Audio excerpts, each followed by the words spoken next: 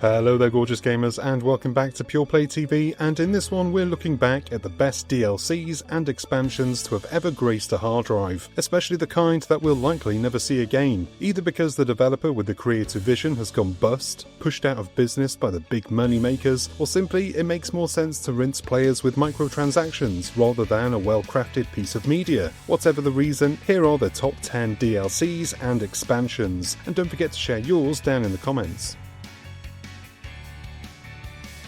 Remember when Rockstar actually released story DLC instead of selling digital credit cards to kids? Back in the PS3 and Xbox 360 era, Rockstar dropped not one, but two full-blown expansions for GTA 4, The Lost and the Damned and The Ballad of Gay Tony. New characters, new missions, new weapons, even whole new tones. It was basically two extra GTA games bolted onto the original story, all set in Liberty City but showing entirely new sides of it. They were essentially brand new games with new features, enhancements, everything you'd expect from sequels, not pocket money expansions. So what did we get for GTA 5? Shark cards. A decade of online updates and not a single piece of story DLC. They had 3 playable characters, an entire state of San Andreas, and billions of dollars, and they still didn't bloody bother. Episodes from Liberty City wasn't just DLC, it was ambition. It was Rockstar showing off to its peers, saying, hey, look what we foresaw, look at the profits we planned before the original game even released. It was a standard of dick measuring we could respect because at the end of the day, we, the players, were getting touched tenderly as part of the dick measuring contest. These days, we're just getting slapped in the face. Imagine releasing a zombie apocalypse DLC for a cowboy game, and somehow making it better than 90% of actual zombie games. Undead Nightmare took the serious, gritty tone of Red Dead Redemption and flipped it on its decaying head. Suddenly, John Marston is riding a flaming horse and lassoing the undead. It had its own map changes, story, weapons, and atmosphere. It wasn't just a skin swap, it felt like an alternate universe. Players were begging for something similar with Red Dead Redemption 2. Instead, we got nothing. The game got dumped faster than a post-KFC poo. Undead Nightmare was Rockstar letting loose and having fun, and clearly they're not interested in that anymore. Will we ever see such DLC again from the developer? It's not looking likely, but I would love to be surprised. Some DLCs are just a few hours and a couple of new swords. Blood and Wine is basically an entire game, and better than most of the crap that gets flung out the door these days. CD Projekt Red didn't just add more Witcher content, they added a stunning new region with its own colour palette, music, lore, side quests, monsters, romances, political drama, the whole shebang. It's The Witcher meets fantasy Disneyland, if Disneyland had vampires. It's one of the few DLCs that genuinely feels like a farewell letter to fans, and with the current state of the industry, no way anyone is doing this again. Or maybe they will. CD Projekt is one of the few decent ones left out there. Fingers crossed they stay decent. If you've never heard a toaster yell at you about world domination, you haven't lived. Old World Blues is the weirdest Fallout has ever been, and that's saying something. Set in a retro-futuristic science lab full of talking robots and mutated brains, it throws out the post-apocalyptic grit for pure B-movie chaos. The writing, hilarious. The setting, insane. And somehow it still fits perfectly within the New Vegas universe. We'll never see DLC like this again because modern Fallout doesn't take risks like this anymore. Bethesda's idea of DLC now is more settlement furniture and maybe a new pet if you're lucky.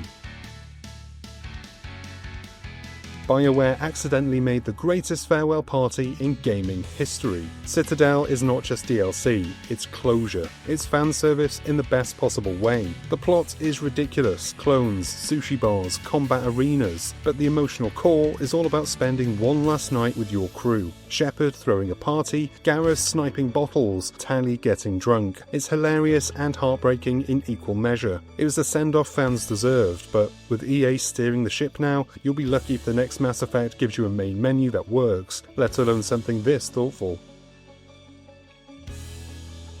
What if your DLC was actually a full alternate timeline with a different protagonist, new missions, weapons, and a UFO? Dead Rising 2, off the record, let you play as Frank West, the photojournalist legend from the first game, but dropped him into Dead Rising 2's world instead of Chuck. Suddenly the story changes, the humour ramps up, and Frank brings his camera back for some nasty selfies. It wasn't a sequel, and it wasn't really DLC either, just a big ridiculous what-if scenario that somehow worked. Capcom experimented here, and let's be honest, they wouldn't bother these days. Today it would be a costume pack that would cost you a tenner.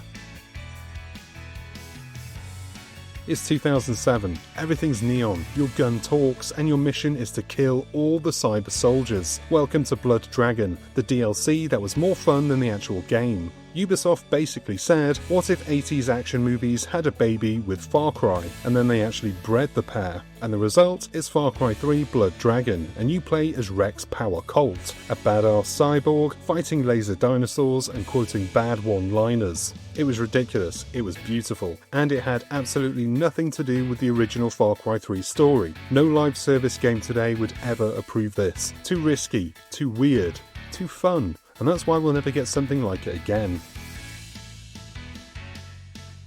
What if BioShock Infinite ended back where it all began? Burial at Sea brings players full circle, revisiting Rapture before its fall, but with Infinite's twisty mechanics and characters. It's stylish, moody, and adds so much depth to the BioShock universe, tying together two very different games in a satisfying way. Today's DLC would give you a new gun and a few waves of enemies, but Burial at Sea gave you philosophy and closure. It was ambitious, and if there's something that people in charge hate these days, it's ambition. Before Red Faction collapsed into obscurity, it dropped one of the most explosive DLCs ever, and nobody noticed. Demons of the Badlands let you play as Samanya, the rebel warrior who helps lead the revolution in the main game. You got an entirely new zone, new missions, new tools of destruction, and most importantly, a backstory that actually made the main game even better. This wasn't a reskin or a side mission, it was a fully fledged prequel with proper campaign structure. Nowadays, open world DLC usually boils down to go here and kill this. But back in the day, you got a whole game with its own identity. We're not seeing that kind of care again anytime soon. At least not from the big publishers.